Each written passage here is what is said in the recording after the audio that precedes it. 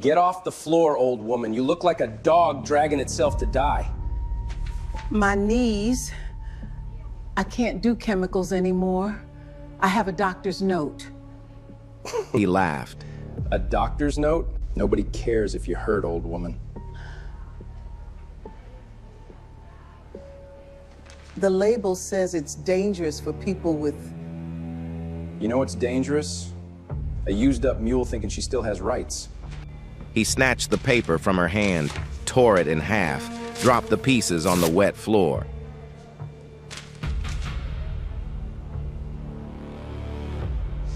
Pick those up too while you're down there. An elderly janitor on her knees in the back hallway of a home improvement store. 67 years old. A manager standing over her, coffee in hand, smiling. 3 employees watched from the doorway. Nobody moved. But there was a 4th person watching, and what he just witnessed was only the beginning of something much worse hiding inside that store. Solomon Fletcher built his company from the stockroom up.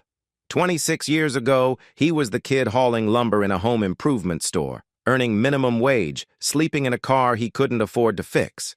Now he owned 25 locations across 3 states, a corner office with floor-to-ceiling glass, and the kind of reputation that got him invited to panels about leadership with integrity.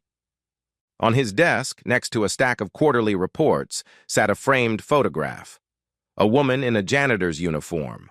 Tired eyes, cracked hands, smiling anyway. His mother. She cleaned office buildings for 30 years. Never missed a shift. Died at 59. Heart gave out on a Tuesday morning, mop still in the closet, time cards still punched in. Nobody from that company came to the funeral. Solomon looked at that photo every single day. It was the reason he started this business, the reason he paid above market, the reason every policy in his company started with one question: would this have protected her? But today, something on his desk made him wonder if any of that mattered. A manila folder. Store number 09. Attrition report. His COO had flagged it during the quarterly review, but called it a minor regional variance. Solomon opened it anyway. The numbers were clean, revenue steady, customer satisfaction above average, labor costs, the lowest in the chain. On paper, store number 09 was a model location. He almost closed the folder. Then he noticed the appendix, employee separations, 12 names in 3 years. He scanned the list, ages, tenure, demographics. His finger stopped. 4 employees over 60 had resigned in 20 months, all listed as voluntary, all people of color. He picked up the phone. Nadine Wells walked into his office 14 minutes later. She was his HR director, sharp, cautious, the kind of person who chose her words the way a surgeon chose incisions. She sat down. Didn't wait for him to ask. "I flagged store number 09 6 months ago," she said. "Regional told me it was handled." "Handled how?" "That's the problem. I don't know. I sent a follow-up. Never got a response. I sent a second one. Got a one-liner back. Store manager addressed the concerns internally." Solomon turned the folder toward her. 4 employees over 60, 20 months, all voluntary. Nadine looked at the page. Then she looked at him.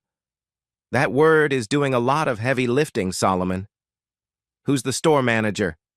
"Craig Dutton, 8 years at the location, never had a formal complaint reach corporate." "Never?" "Not one." Solomon let that sit. A store with the highest turnover in the chain, and not a single complaint had ever made it past the building. That night, he pulled up the company's anonymous ethics hotline. One entry from store number 09, filed 11 weeks ago. No name attached. 4 words. "They're hurting people here." He read it 3 times. Then he closed the laptop, leaned back, and stared at the ceiling. His phone buzzed. A board member. Another message about expansion timelines and capital allocation. He didn't open it. Instead, he walked to his closet, pulled out a pair of jeans he hadn't worn in years, a plain gray polo, At the bottom of the shelf, work boots, his father's, worn at the soles, cracked at the toe. He hadn't put them on since college. He laced them up. They still fit. He called his COO the next morning, told him he was taking a personal week. Didn't say where, didn't say why. The drive to store number 9 took 3 hours. Suburban sprawl, strip malls, a Waffle House, a church with a marquee that read, "God sees what you ignore." He pulled into the parking lot at dawn. It was mostly empty. One car sat near the employee entrance, a 15-year-old sedan, paint peeling on the hood, a handicap placard hanging from the rearview mirror. He didn't know whose car it was, not yet. He clipped a name tag to his shirt. Sam.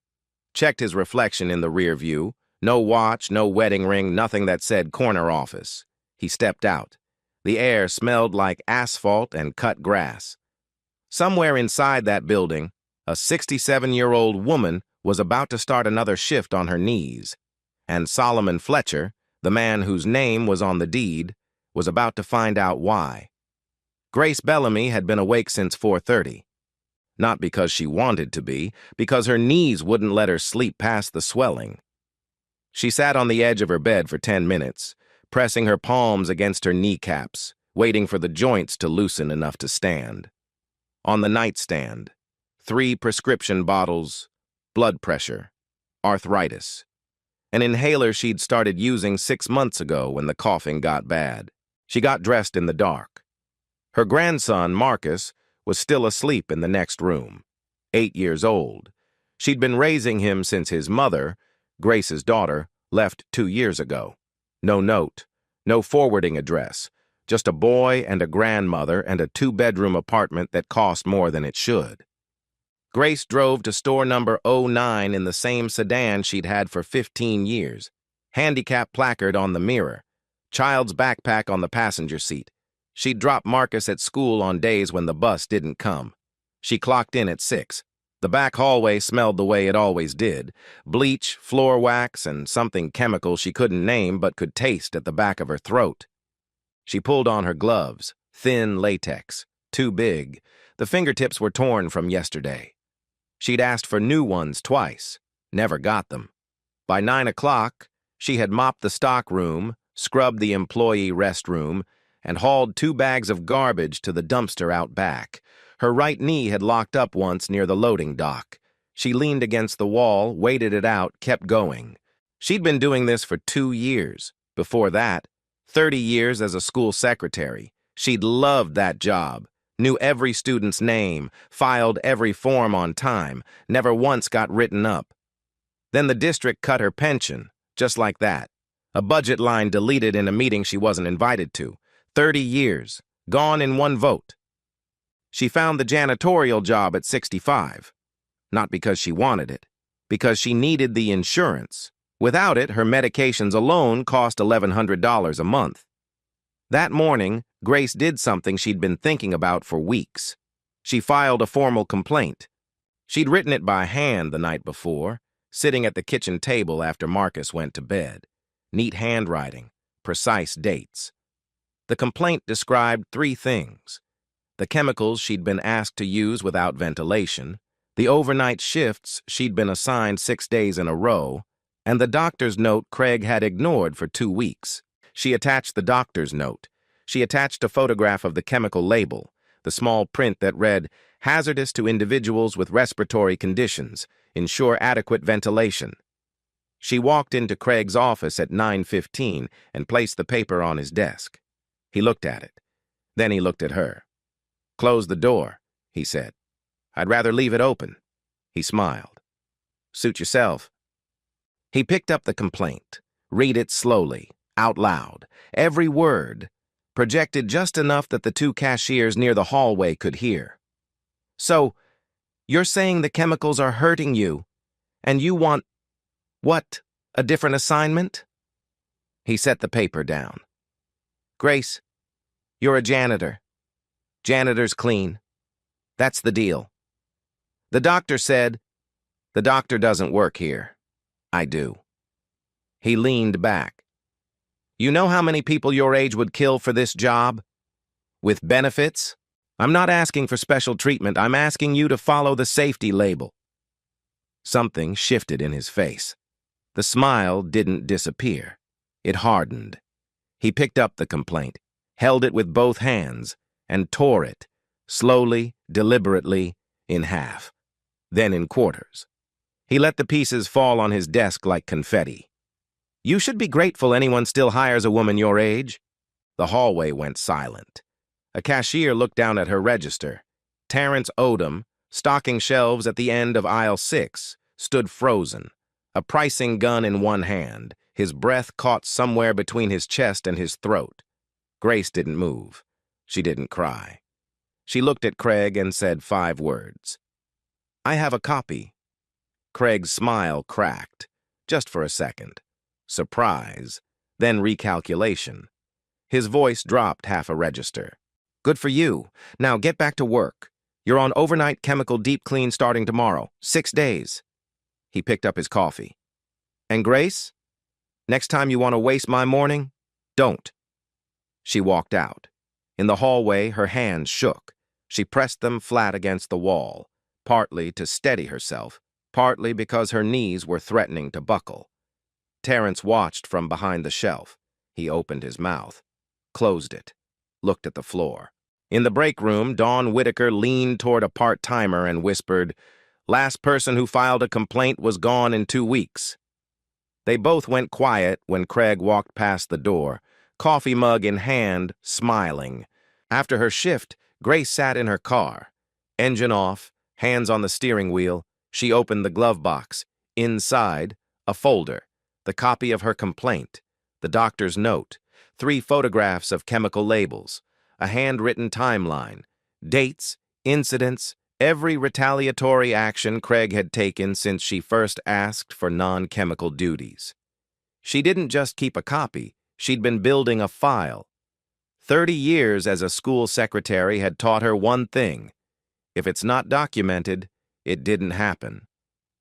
She closed the folder, tucked it back, turned the key. Marcus was waiting for dinner. Back inside, Craig sat alone in his office. Door closed. He opened his laptop and typed a performance memo. Grace Bellamy, repeated insubordination, failure to follow supervisor directives, attitude concerns. He changed the date, 2 weeks earlier, printed it, signed it, dropped it into her personnel file. He opened the drawer. Inside, 5 more memos, different names, same language, same template. All employees of color, all over 55. He closed the drawer and finished his coffee. Solomon showed up at the employee entrance at 6:50 the next morning. The back of store number 09 looked nothing like the front. The front had clean signage, stacked displays, and a greeter named Paula who smiled at every customer who walked in. The back had cracked asphalt, a dumpster with a broken lid, and a security camera mounted above the door, red light dead, not blinking, not recording. He pulled the door open. The hallway smelled like industrial cleaner and old cardboard. A schedule board hung on the wall to the right, laminated, color-coded, covered in handwriting. He stopped. Read it. One name appeared in the overnight column 6 times in a row. Grace Bellamy. No one else had more than 3. He kept walking. Craig Dutton's office was at the end of the hallway, door closed, a muffled voice inside, laughing about something. Through the window, Solomon could see a regional performance trophy on the shelf, a framed Employee of the Month plaque that hadn't been updated in 11 months, and a filing cabinet pushed against the far wall. He noted the cabinet, moved on. The break room was small, 1 working microwave, 1 table with a wobble, a handwritten sign above the sink. Clean up after yourself, aggressive capitals, underlined twice. On the wall, an OSHA workplace safety poster. Solomon walked closer. The poster was 3 years out of date, and the complaint hotline number at the bottom had been scratched off. Not faded, scratched, with something sharp. He touched the surface. Deliberate. Craig appeared at 8:15. He shook Solomon's hand. 2 seconds, limp grip, eyes already somewhere else. Sam, right? Yes, sir. You lift, you shelve, you clock out. That's the whole job. Questions? No, sir. Good. Craig was already walking away. Don't bother me unless something's on fire. Solomon watched him go. 26 years of running a company, and Craig Dutton had looked through him like he wasn't there. Hired and dismissed in under 30 seconds. He wondered how many people in this building had been looked through the same way. He spent the first hour stocking canned goods on aisle 9. He watched the floor. Who moved how? Who talked to whom? Who flinched? When Craig's voice crackled over the intercom, "Terrence, register 4 now." Solomon saw 3 employees stiffen at the same time, shoulders up, eyes down, the kind of reflex that takes months to learn. Then he saw her, Grace Bellamy, pushing a mop cart down the back hallway, 67 years old, knee braces visible below her pant legs. Alone. The cart had a broken wheel. It pulled to the left with every push, and she had to correct it with her hip. She didn't look up. She didn't look at anyone. Solomon stood at the end of the aisle and watched her disappear around the corner. The hallway light flickered once above her head. He thought about his mother. Same hallway, different building, same silence.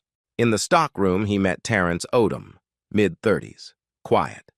The kind of man who made himself smaller than he was, shoulders forward, voice low, eyes that checked the exits before finishing a sentence. Terrence showed him where the pricing gun was, handed it over without small talk. Solomon tried anyway. Been here long? 3 years. How's the manager? Terrence looked at him. Really looked. For the first time. Then he shook his head. You seem like a nice guy, Sam. He turned back to the shelf. Nice guys here. They don't last. He walked away.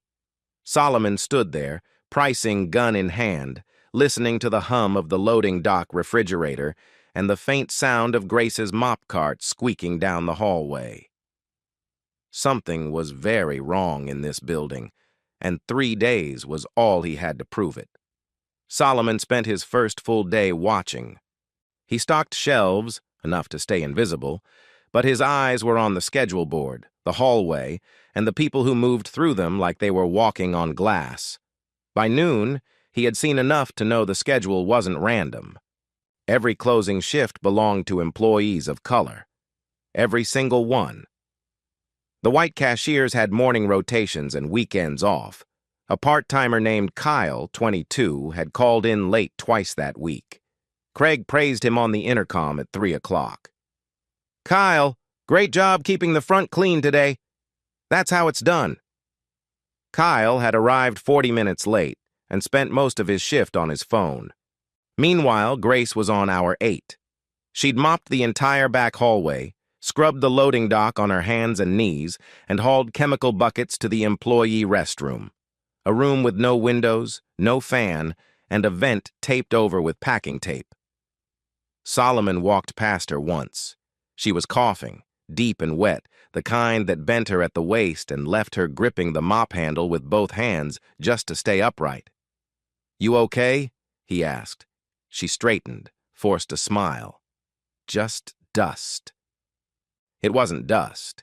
He could smell the chemicals from 6 feet away. He looked at her hands, swollen knuckles, cracked skin. The latex gloves were too big and torn at 2 fingertips, chemicals soaking through. That afternoon, he checked the break room bulletin board. The MSDS binder, required by federal law to be accessible to every employee, was gone. Not missing. Gone. A clean rectangle of dust where it had sat, perfectly preserved. Solomon ran his finger across the dust line. His jaw tightened. Lunch break. Parking lot. Solomon sat on the curb with a sandwich he didn't eat. Dawn Whitaker sat down 3 feet away. 4 years at the store. Warm face. Tired eyes. There was a woman here. Eleanor, Dawn said. 62. Worked here 9 years. Craig wrote her up 3 times in 1 month. Attitude, attendance, insubordination. Boom, boom, boom, like he had them ready in a drawer. What happened? Gone by the 4th week. Voluntary resignation. She made air quotes. She was crying in Craig's office the day before she left. Did anyone report it? Dawn looked at him, not with anger, with exhaustion. Report it to who? Craig is the report. That afternoon, Solomon volunteered to reorganize the stockroom. In the back corner, behind a shelf of discontinued paint cans, he found a cardboard box, unsealed. Inside, 6 personnel files, 6 performance memos. Every employee, a person of color, 4 over 55. Attitude issues, not receptive to feedback. Not a team player, resistant to scheduling adjustments. Attendance concerns, unreliable during peak hours. 6 different names, the same 3 phrases, rotated, rearranged, but identical in structure, like they'd been copied from a template, because they had. Solomon photographed every page. He was heading back to the floor when he heard Craig's voice through the cracked office door. On the phone. Laughing. Nah, she won't file anything. She's 67. Where's she gonna go? A pause. More laughter. Exactly. She's got no options. That's the whole point. Solomon stood in the hallway, fists clenched, knuckles white, tendons tight. He forced his hands open, breathed once, walked away. Not yet. The next morning, Grace was assigned to deep clean the employee restrooms with a commercial-grade degreaser. Solomon read the label from across the hallway. Hazardous to individuals with respiratory conditions. Use only in well-ventilated areas. The employee restroom had no ventilation. The vent had been taped shut for months. 12 minutes later, he heard her coughing. He walked to the doorway. She was leaning against the sink, one hand on the porcelain, the other pressed flat against her chest. Her eyes were watering. Her lips were slightly blue. "Ma'am, you need to stop." She shook her head. "If I stop, he'll write me up." "You can barely breathe." She looked at him. The math of a 67-year-old woman with no pension, no savings, and a grandson who needed dinner every night. "I can't afford to stop." She picked up the mop. That evening, Solomon checked the OSHA poster in the break room one more time. 3 years out of date. The complaint number scratched off with something metallic. The MSDS binder gone from the shelf. The safety complaint number destroyed. The security camera at the back entrance dead for months. The personnel files buried behind paint cans. Craig had removed every path an employee could use to report. Solomon stood outside Craig's office after hours. Through the window, lit by the hallway fluorescent, he could see the desk clearly, the MSDS binder, sitting behind Craig's computer monitor, not lost, not misplaced, deliberately hidden from the employees who needed it. This wasn't negligence. This was a system, designed, maintained, and protected by one man. He sat in the rented car at 9:15, called Nadine. "I need every separation record from store number 09 in the past 3 years. Names, dates, demographics by morning." "How bad is it?" Solomon looked at the store through the windshield. Dark, ordinary, the kind of place you'd drive past without thinking twice. "It's worse than the hotline said." Nadine's email arrived at 6:14 the next morning. Solomon sat in his hotel room, laptop open on the bed, coffee untouched on the nightstand. He clicked the attachment. A spreadsheet, color-coded, 12 names highlighted in yellow, every employee who had separated from store number 09 in the past 3 years. He scrolled slowly. 10 of the 12 were people of color. 6 were over 55 at the time of separation. Every single one was listed as voluntary resignation. Not one had a formal exit interview on file. Not one had a complaint logged in the corporate system. 12 people, 3 years, 0 complaints reaching corporate. He sat back. The math didn't work, unless someone had made sure the math never reached anyone who could read it. He made 2 phone calls that morning. The first, Eleanor Burgess, 62 years old, 9 years at store number 09. Her name was fifth on the spreadsheet. The phone rang 4 times. A woman picked up. Her voice was careful, the way people sound when they've stopped expecting good news from unknown numbers. Ms. Burgess, my name is... I work with the corporate office of the company you used to work for. I'm looking into what happened at store number 09. Silence. 3 seconds. 4. What happened? She said it flat. Not a question. A wall. Yes, ma'am. I'd like to hear your side. Eleanor exhaled, a long, slow breath that carried something heavier than air. I was there 9 years. 9 years. Never late, never wrote up. Then Craig, Mr. Dutton, he started writing me up. 3 times in 1 month. Attitude, attendance, insubordination. Her voice tightened. I wasn't insubordinate. I asked why my shifts kept changing. That's all I did. What happened after the write-ups? He called me into his office, closed the door, told me I had 2 choices. Sign the resignation letter he'd already typed up, or he'd terminate me for cause. No reference, no unemployment, nothing. She paused. I signed it. I didn't know what else to do. Where are you now, Ms. Burgess? Another pause, longer this time. Living on my daughter's couch. 8 months now. I can't afford my medications. I had insurance through the store. When I left, I lost it. My blood pressure medication alone is $400 a month. Solomon closed his eyes. His hand tightened around the phone. Ms. Burgess, I'm going to make this right. That's what people say. I know.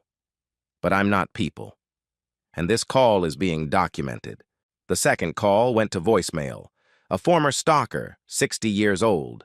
Her number had been changed. She was gone, absorbed into the silence Craig had built.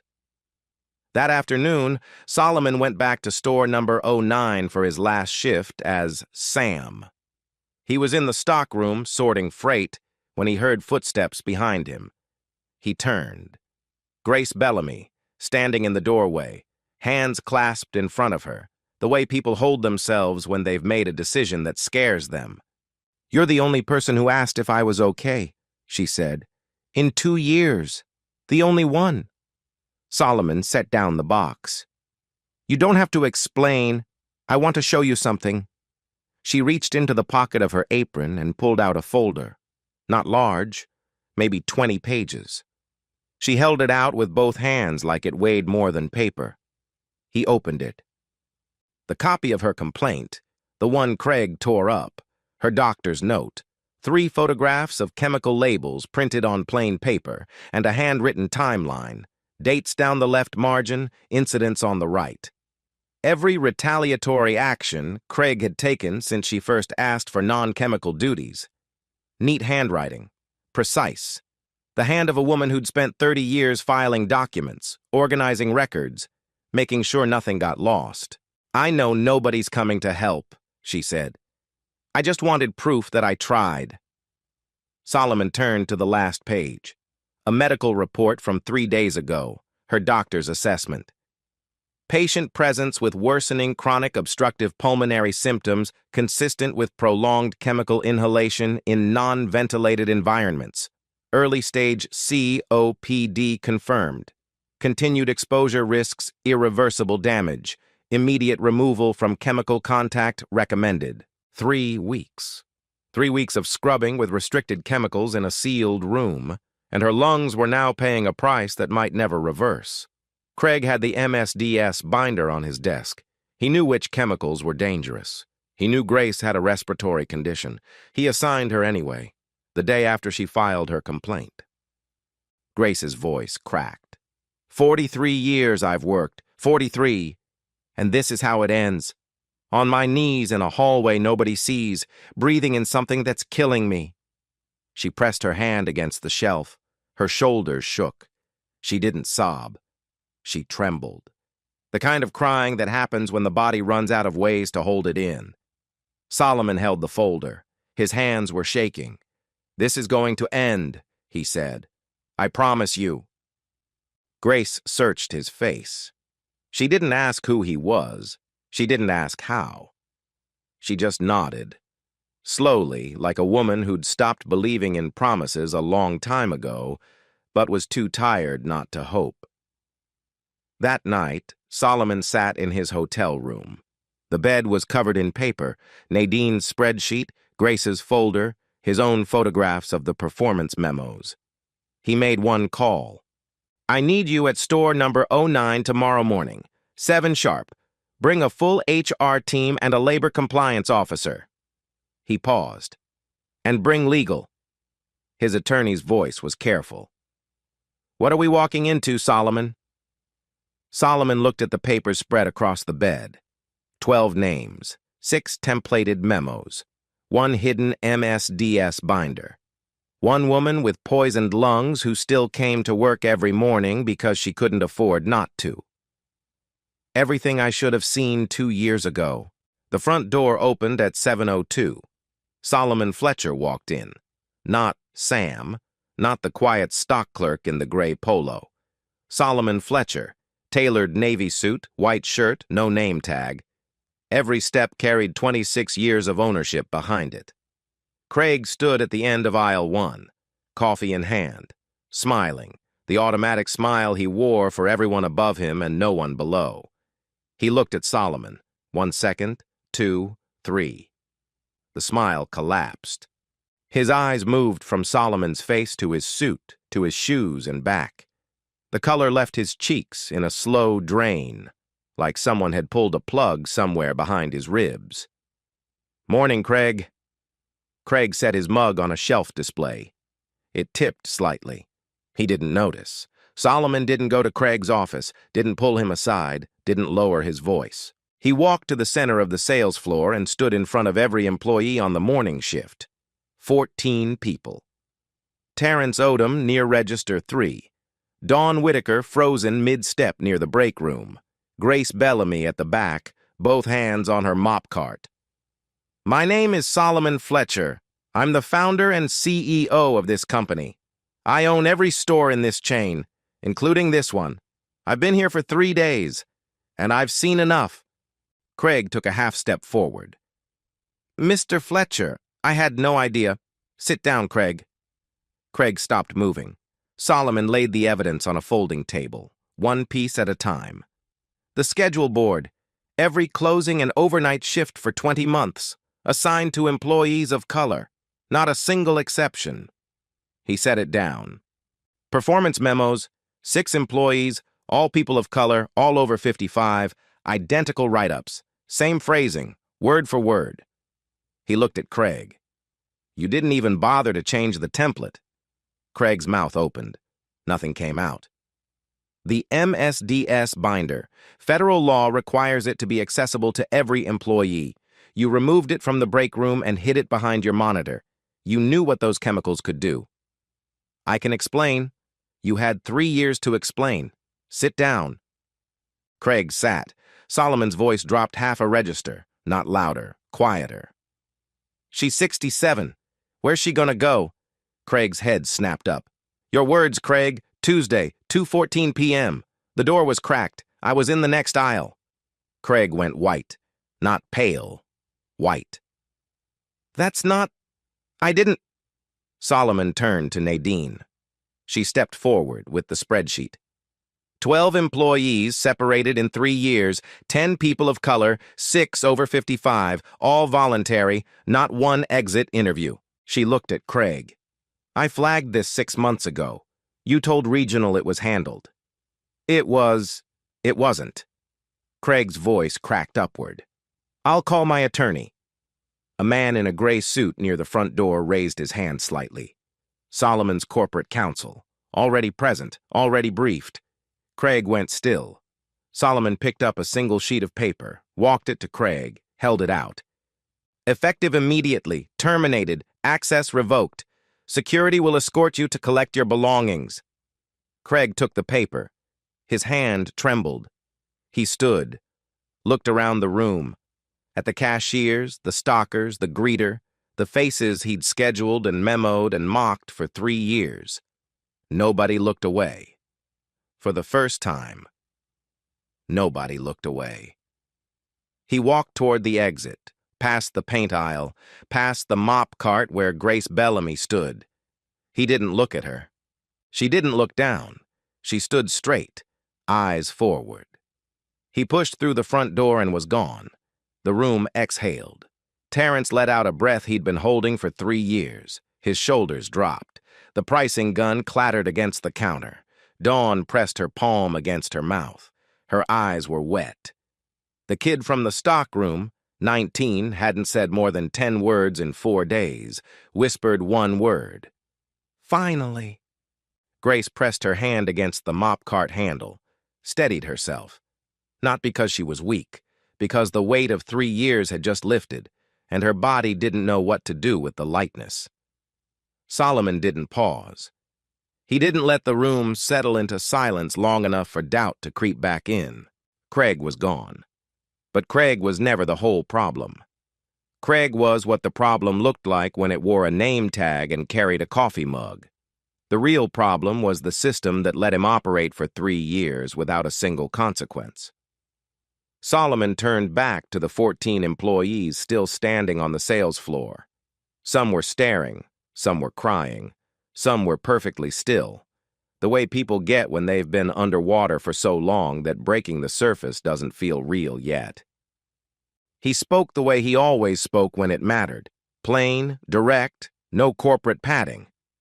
What happened in this store didn't start with Craig Dutton. It started with me. I built this company. I wrote the policies, and somewhere between the corner office and this floor, I stopped looking. He paused. That ends today. He started with the immediate. Effective right now, every employee in this store will receive a full back pay audit. If your hours were shorted, if your overtime was denied, if your schedule was manipulated to reduce your paycheck, it will be found and it will be corrected. Every dollar. He turned to Nadine. She nodded. Already on it.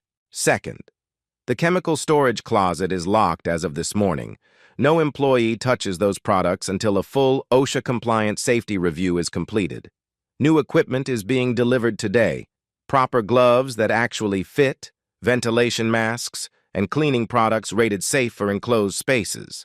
He walked to the break room wall, pulled the outdated OSHA poster off the nail, folded it in half, and set it on the counter. In its place, Nadine taped a new one.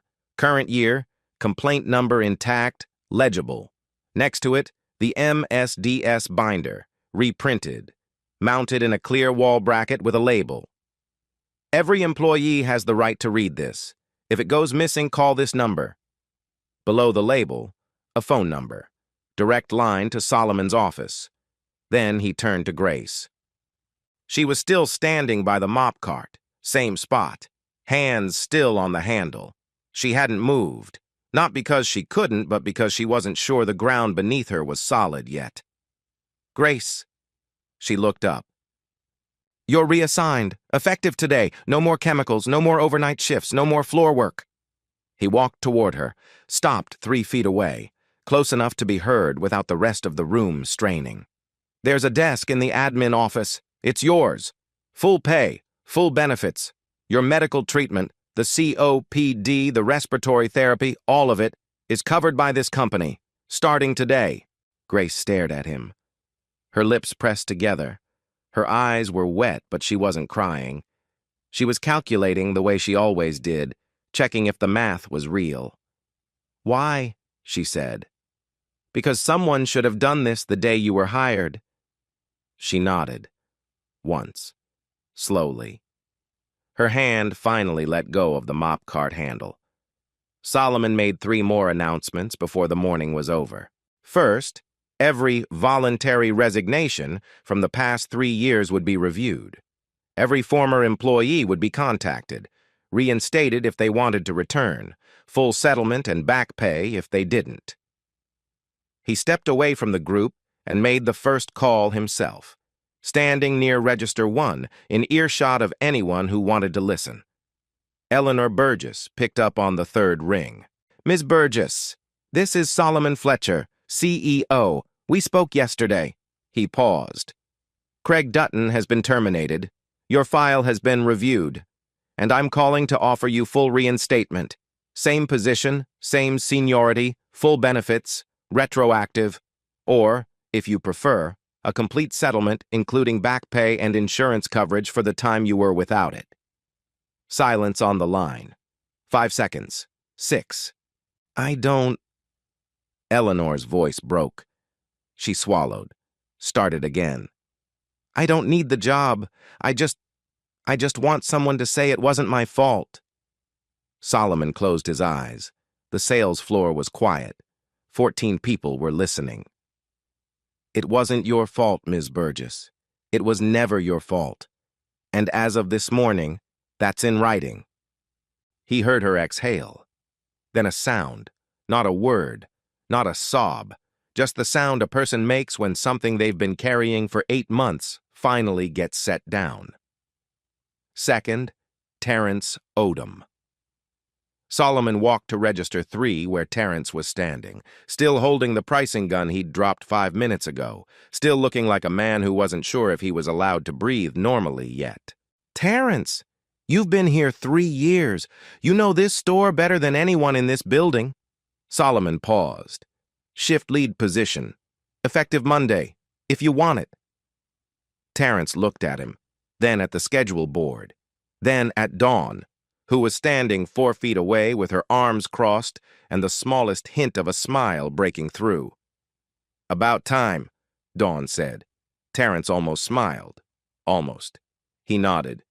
Yeah, I want it. Third, Solomon pulled a printed QR code from his jacket pocket, walked to the break room wall, peeled the backing off, and stuck it right next to the MSDS binder. This is a direct anonymous reporting line. Not to your manager, not to regional, to me. He tapped the code. My office. If something's wrong in this store, or any store, this is how it reaches someone who can actually do something about it. He turned to the room. And starting next quarter, a rotating team from corporate will work floor-level shifts at random locations. Unannounced, no warning, no cleanup window. He paused. Because if I have to put on work boots to find the truth, then the system I built isn't working, and I'd rather fix the system than keep lacing up boots. Then he did something that wasn't on any agenda. He turned to the group and said, Grace, would you like to say anything? Grace looked at him, then at the room. 14 faces, some she'd worked beside for years. Some had watched Craig tear up her complaint and said nothing. Some had whispered about her in the break room. All of them were looking at her now. She pressed her hands flat on the table, pushed herself up. Her knees ached. Her lungs ached, but she stood. I've worked 43 years. Her voice was quiet but steady. 43. I never asked for anything special. She paused, swallowed. I just wanted to be treated like I was still a person.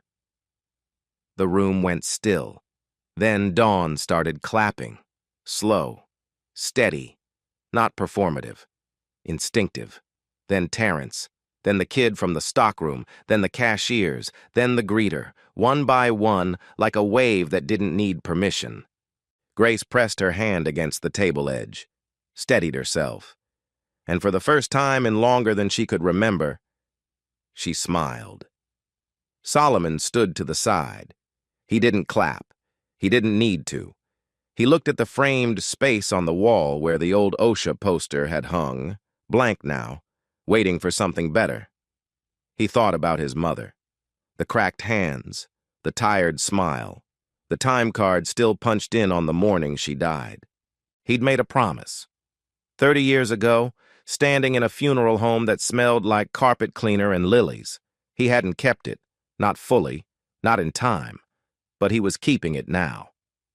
My mother cleaned floors, he said. Not loud. Not to anyone in particular, just to the room. She came home every night with cracked hands and a sore back. She never complained, not once. He paused. She died at 59. Heart gave out. Nobody from that company came to the funeral. He looked at Grace, then at Terrence, then at Dawn.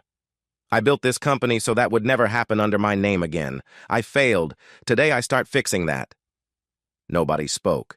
Nobody needed to. The room understood. The schedule board was the first thing you'd see past the employee entrance. It had been repainted, fresh white background, clean grid lines. The names were distributed evenly. No one had more than 3 closing shifts per cycle. No one was assigned 6 overnights in a row. The color coding was gone, replaced by a simple rotation that didn't need a decoder ring to understand. Next to the board, the MSDS binder, mounted in its clear wall bracket. Untouched, unremoved, the QR code beside it had been scanned 14 times in 30 days. Solomon knew because every scan pinged his office. None of the 14 reports were complaints. Most were questions about overtime policy, about break schedules, about how to request accommodation.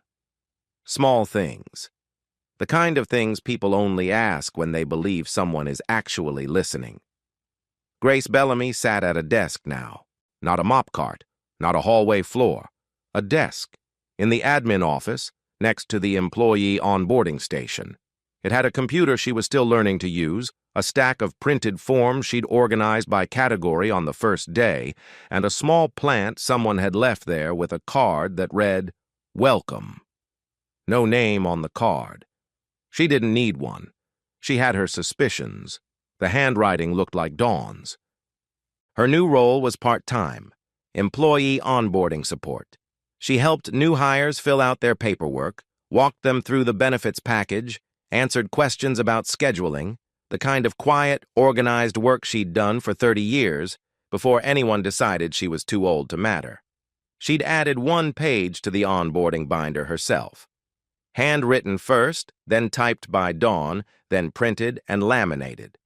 Title, Know Your Rights, Employees Over 55.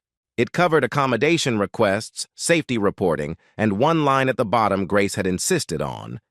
If something feels wrong, it probably is. You are allowed to say so. A new hire read it on her second day. She stopped at Grace's desk afterward. Did you write this? I did. Has anyone ever actually used it? Grace looked at her. You just did. Terrence Odom held his first team meeting on a Tuesday. He stood at the head of the break room table, the new one, round, not rectangular, because someone in corporate had read a study about how table shape affects group dynamics and decided to act on it. Terrence didn't know about the study. He just knew that he could see everyone's face, and they could see his. He was nervous. His hands were in his pockets. He pulled them out, put them on the table, pulled them back. Then he spoke. I'm not Craig. He paused, let it sit. And if I ever act like him, you tell me, out loud, in front of everyone. I mean that. A few people laughed. Not uncomfortable laughter, the kind that breaks tension because it recognizes truth. So here's my first question as shift lead, Terrence said. What's one thing you need from me?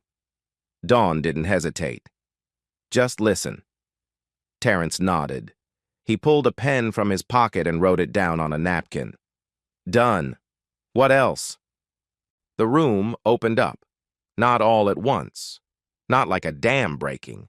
More like a door that had been locked for 3 years, finally swinging open on its own weight. Dawn Whitaker sat at the break room computer the following week. She'd pulled up the company's internal management training application. The cursor blinked on the last question. Why do you want to lead? She stared at it for a long time. Then she typed, because I know what it's like when nobody does. She hit submit before she could second guess it. Solomon came back 3 weeks later, not undercover, front door. His own name, his own suit. Grace saw him from across the floor. She was walking, not mopping, not hauling, not kneeling, walking from the admin office to the break room with a stack of onboarding packets in her arms. She stopped. He stopped. She nodded. He nodded back. No words. No speech. No applause. Just 2 people who understood what the other one had done and what it had cost. Solomon walked through the store, past the paint aisle, past the lighting section, past the hallway where he'd first seen Grace coughing into her sleeve. He stopped at the janitor's cart parked against the wall.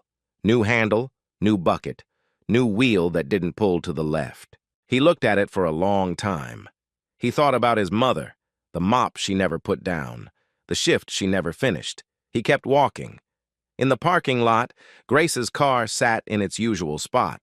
Same 15-year-old sedan, same peeling paint, but the handicap placard was gone from the rearview mirror. Her new medication, covered by the company, was working. The COPD hadn't reversed, but it had stabilized. Her breathing was better, not perfect, but better. Her doctor said the lung damage would stay, but it wouldn't get worse. Not anymore. She sat in the driver's seat after her shift. Engine off, hands on the wheel. On the passenger seat, a grocery bag. Chicken, rice, green beans. Marcus liked green beans, but only if she cooked them with garlic. She looked at the store through the windshield. Same brick, same signage, different building. She turned the key and drove home. 6 months later.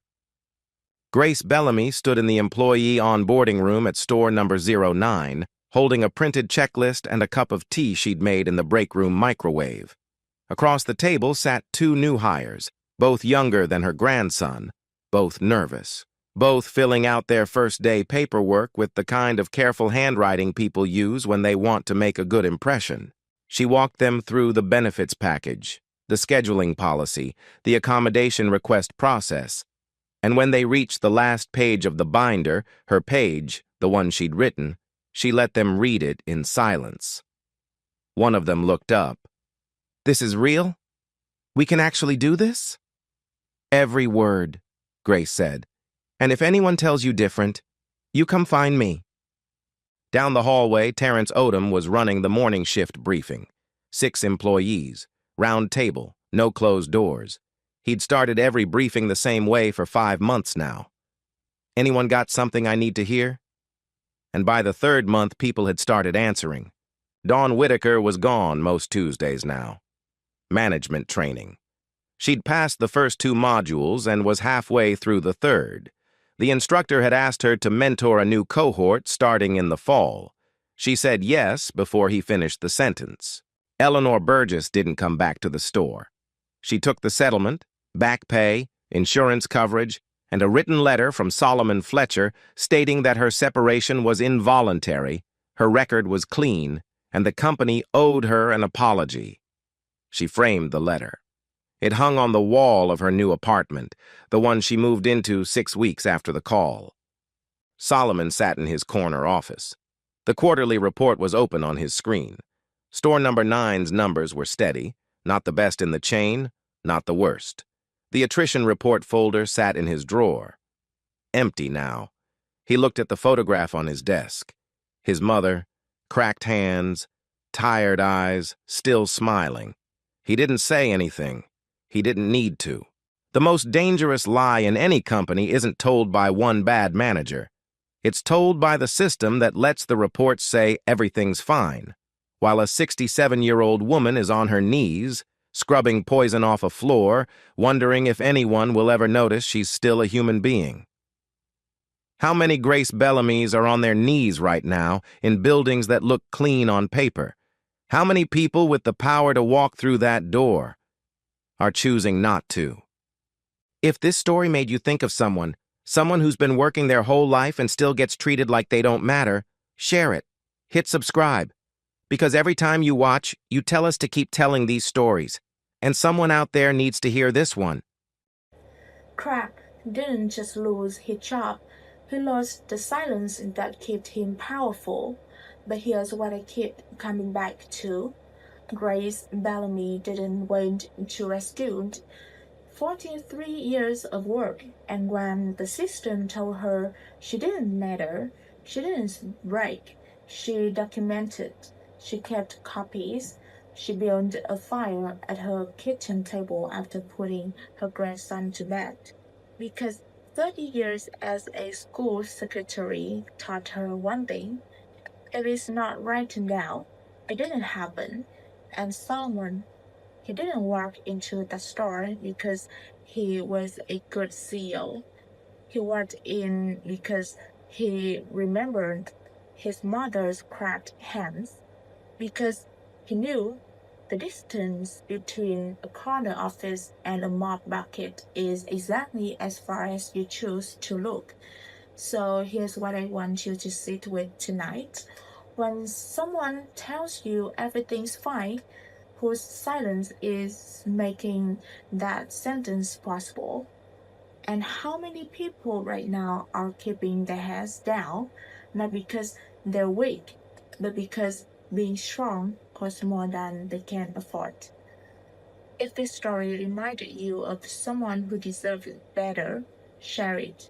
Hit subscribe and tell me in the comments what would you have done in Solomon's shoes, because someone out there needs to hear this one.